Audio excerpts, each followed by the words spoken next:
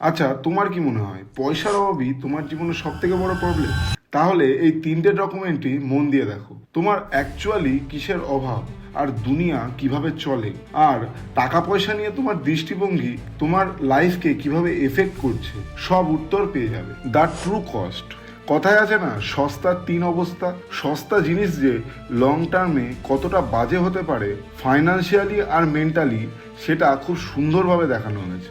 লো প্রাইসের চক্করে তুমি যে কত বাজে ডিসিশন নিয়ে নিচ্ছ সেটা তুমি এখানে বুঝবে। মিনিমালিজম। সবার দামি দামি ফোন, 4টে করে ঘড়ি, 10 সেট জামা কাপড় আর 20টা করে জুতো লাগবে। কিন্তু এটা দেখে আমি ক্লিয়ারলি বুঝেছি যে আসল ডিফারেন্স বেশি জিনিসে নয়, বরং চয়েস করার ক্ষমতায়। যত আননেসেসারি জিনিস তত বেশি স্পেস, আর ডিস্ট্রাকশন আর লাইফের ওপর তত কম কন্ট্রোল।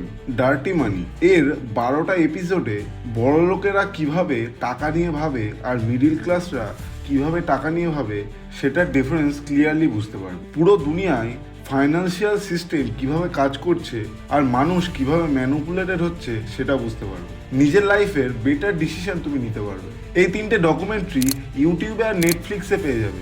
আর ডাইরেক্ট লিঙ্ক চাইলে কমেন্ট করো মুভি, আমি তোমাকে ইনবক্সে পাঠিয়ে দেবো। আর নিজের মানি মাইন্ডসেট স্ট্রং করতে আমাকে এখনই ফলো করে নাও।